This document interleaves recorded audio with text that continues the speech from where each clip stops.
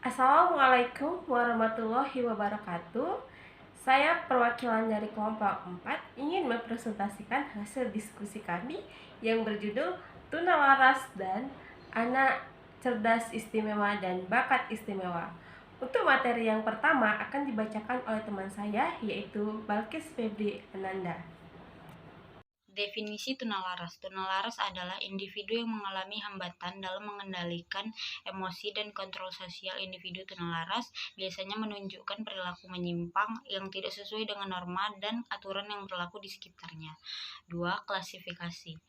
Penggolongan anak tunalaras dapat ditinjau dari segi gangguan atau hambatan dan kualifikasi berat ringannya kenakalan dengan penjelasan sebagai berikut. Menurut jenis gangguan atau hambatan, A. Gangguan emosi. Anak tunalaras yang mengalami hambatan atau gangguan emosi terwujud dalam 3 jenis perbuatan, yaitu senang sedih, lambat cepat marah, dan rileks tertekan. Secara umum, emosinya menunjukkan sedih, cepat tersinggung atau marah, rasa tertekan, dan merasa cemas. Gangguan atau hambatan terutama tertuju pada keadaan dalam dirinya. B. Gangguan sosial. Anak ini mengalami gangguan atau merasa kurang senang menghadapi pergaulan. Mereka tidak dapat menyesuaikan diri dengan tuntutan hidup bergaul. Gejala-gejala perbuatan itu adalah seperti sikap bermusuhan, agresif, bercakap kasar, menyakiti hati orang lain, keras kepala, menentang, menghina orang lain, berkelahi, merusak milik orang lain, dan sebagainya. Perbuatan mereka terutama sangat mengganggu ketentraman dan kebahagiaan orang lain. Klasifikasi berdasarkan berat ringannya kenakalan. Ada beberapa kriteria yang dapat dijadikan pedoman untuk menetapkan berat ringan. Kriteria itu adalah: 1. Besar kecilnya gangguan emosi. 2. Frekuensi tindakan. 3. Tempat atau situasi kenakalan. 4. Mudah sukarnya dipengaruhi untuk bertingkah laku baik. 5. Tunggal atau ganda ketunaan yang dialami. 3. Karakteristik.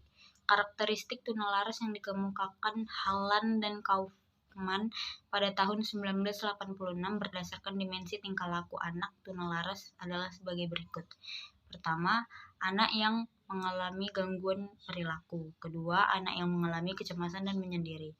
Karakteristik sosialnya: pertama, masalah yang menimbulkan gangguan bagi orang lain. Kedua, perilaku itu tidak diterima masyarakat, biasanya melanggar norma budaya. Perilaku itu bersifat mengganggu dan dapat dikenai sanksi oleh kelompok sosial.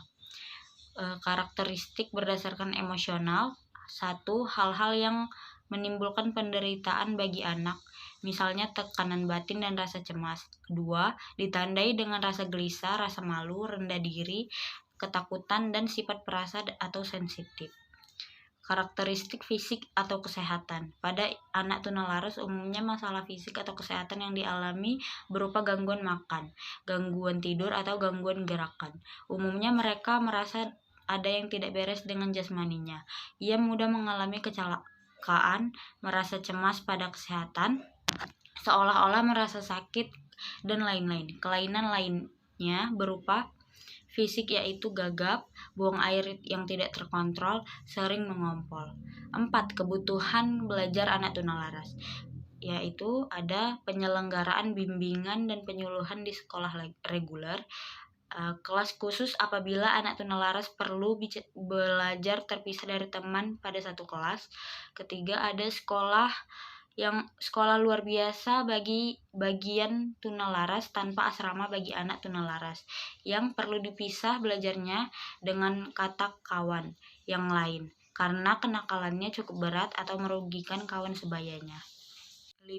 Media belajar anak tunalaras, yaitu ada: pertama, jenis media pembelajarannya dengan permainan. Permainan bagi anak tunalaras, khususnya yang berperilaku agresif, harus disesuaikan dengan minat dan bakat anak.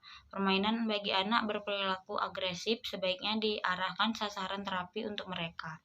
Antara lain permainan aktif secara fisik dengan menggunakan alat atau tanpa alat. Permainan yang menggunakan alat, misalnya sepak bola, lempar bola, permainan musik, seni pahat, seni lukis, permainan warna. Permainan tanpa alat antara lain permainan tebak-tebakan, permainan bahasa, permainan mendengarkan.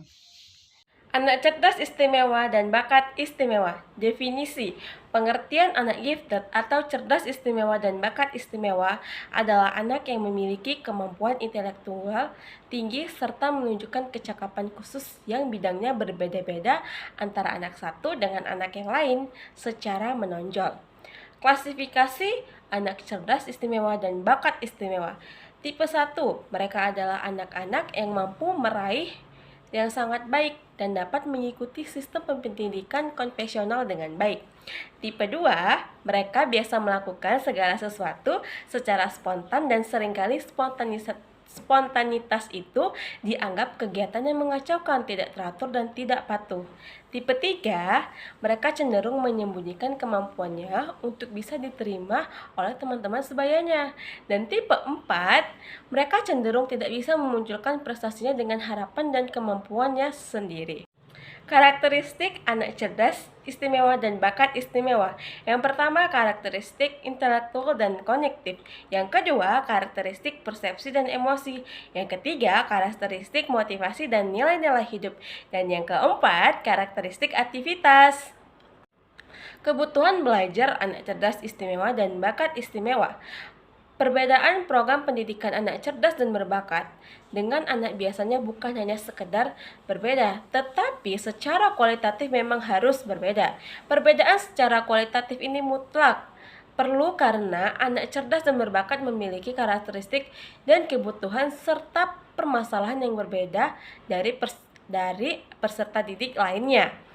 Cak 1983 mengemukakan secara kualitatif anak cerdas dan berbakat menunjukkan karakteristik yang berbeda dari anak normal dalam aspek kognitif, afektif, sensasi fisik, intuisi, dan kemasyarakatan. Media belajar cerdas istimewa dan bakat istimewa. Yang pertama, proses pengayaan. Pemberian pelayanan pendidikan kepada anak cerdas istimewa dan bakat istimewa yang dimiliki dengan penyediaan dan kesepakatan fasilitas tambahan yang bersifat perluasan atau pendalaman setelah yang bersangkutan menyelesaikan tugas-tugas yang diprogramkan untuk peserta didik lainnya. Yang kedua, gabungan program percepatan dan pengayaan. Pemberian layanan pendidikan pada anak cerdas istimewa dan bakat istimewa untuk dapat menyelesaikan program reguler dalam jangka waktu yang lebih singkat dibanding teman-temannya yang tidak memiliki program tersebut. Artinya, waktu yang digunakan untuk menyelesaikan program belajar bagi siswa yang memiliki potensi kecerdasan dan bakat istimewa lebih cepat dibanding dengan siswa reguler. Baiklah, demikianlah hasil dari presentasi kami. Apabila ada salah ataupun pengucapan kalimat yang agak belibet, mohon dimaafkan ya. Saya sudahi dengan wabillahi taufiq wal hidayah. Wassalamualaikum warahmatullahi wabarakatuh. Dadah.